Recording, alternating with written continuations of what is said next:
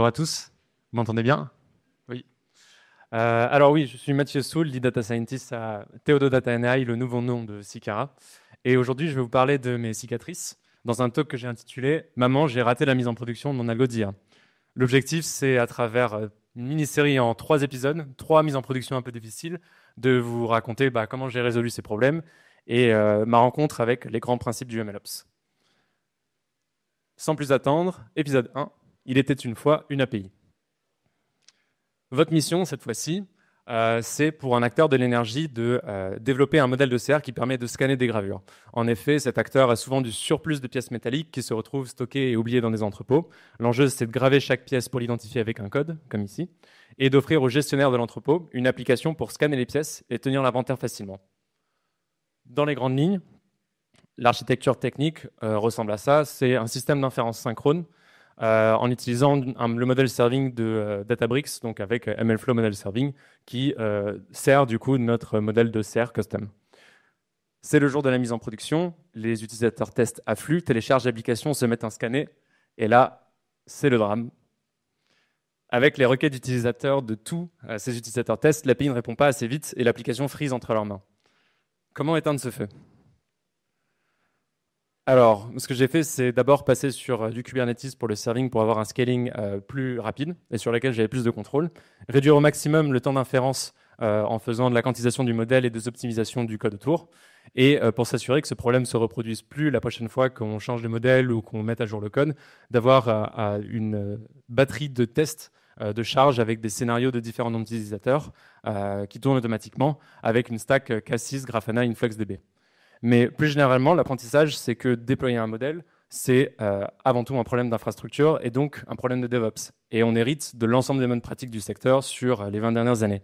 Donc typiquement, pour un serving de qualité, que ce soit du synchrone comme c'est ici ou de l'asynchrone, c'est important de définir clairement son contrat d'interface, de monitorer la charge de son infrastructure et de monitorer son temps d'inférence qui est souvent une performance critique.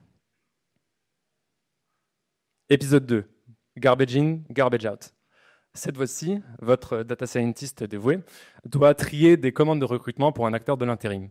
Les recruteurs ont un stock de plusieurs milliers de commandes et c'est clé pour eux de réussir à les prioriser pour servir les plus urgentes ou rentables d'abord et d'avoir cette priorisation qui est disponible directement dans leur logiciel de tous les jours qui s'appelle Boolean. Similairement, l'architecture technique proposée, c'est un DAG Snowflake de Stored Procedure Python qui font de l'inférence par batch à partir de données consumer de la data platform de l'entreprise. Donc, c'est le losange Inference Pipeline. Donc, tous les matins à 6 heures, cette pipeline lit de la donnée de la base consumer, écrit les rankings et à 8 heures du matin, un connecteur Boomi récupère ces rankings et les écrit dans le logiciel des recruteurs. J'ai bien appris la leçon de l'épisode 1. Je vérifie bien que mon temps d'inférence reste loin des 2 heures critiques, au-delà duquel le connecteur ne récupérait pas le triage le plus à jour. La mise en production se passe bien, mais 10 jours plus tard, c'est le drame. Une modification d'une règle de calcul dans le flux ETL de la data platform multiplie par 10 la valeur d'une feature clé de mon modèle et du coup, nos prédictions n'ont plus de sens. Comment est-ce que j'éteins ce feu ? Eh bien, bon, premièrement, j'appelle l'équipe Data Platform et je leur demande, s'il vous plaît, revertez le changement, parce que là, vous avez pété mon truc. Mais surtout, comme c'est quelque chose qui risque d'arriver, s'aligner sur un processus de communication avec cette équipe pour qu'on soit bien mis au courant lorsqu'ils font des changements qui impactent l'étape de la zone consumer qui nous concerne. Mais ce genre de problème pourrait arriver pour plein d'autres raisons. Et donc, l'idée, c'est de mettre en place un système où, pour chaque batch d'inférence, on log les statistiques de distribution clés de nos features et on alerte en cas d'écart avec plus de 20% avec la moyenne roulante de ces statistiques sur la semaine.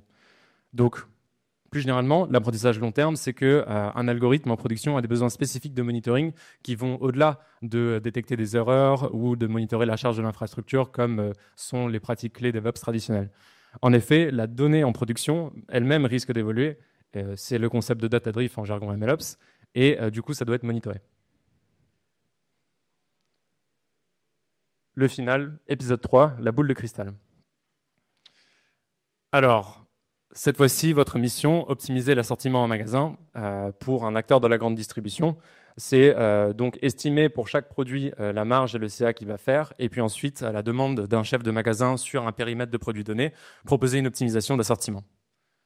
À haut niveau, l'architecture technique du coup contient 2 briques, disons ML principales, une inféroce asynchrone des KPI, donc chiffre d'affaires et marge par produit, qui tourne toutes les nuits, et ensuite une brique synchrone qui, à la demande d'un chef de magasin, fournit un assortiment optimisé sur la base des prédictions.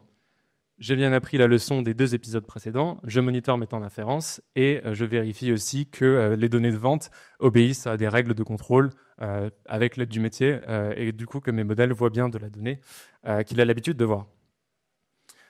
C'est l'heure de la mise en production. Tout se passe bien. Des jours plus tard, tout se passe bien toujours, on n'a pas d'alerte. Ça se passe même très bien parce que l'adoption est énorme, la plupart des magasins se mettent à utiliser l'outil.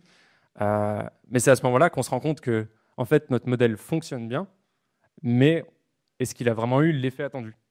Est-ce que l'objectif métier de proposer des meilleurs assortiments en termes de chiffre d'affaires et de marge a été accompli?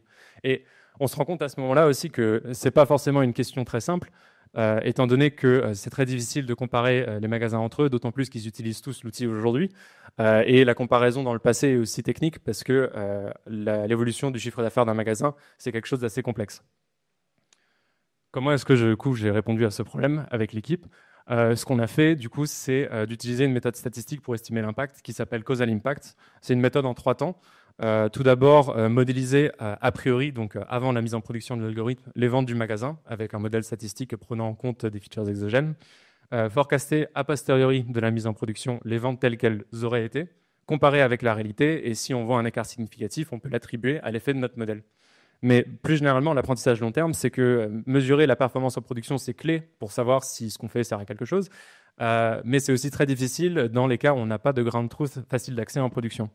Plusieurs pistes à garder en tête, donc trouver un proxy, une autre manière de mesurer la performance, faire de l'A/B testing quand on peut se permettre un groupe A, et du coup, dans les derniers cas, utiliser des méthodes statistiques comme Causal Impact qui viennent quand même avec des astérisques liés du coup, à la correcte modélisation en amont, et ainsi de suite.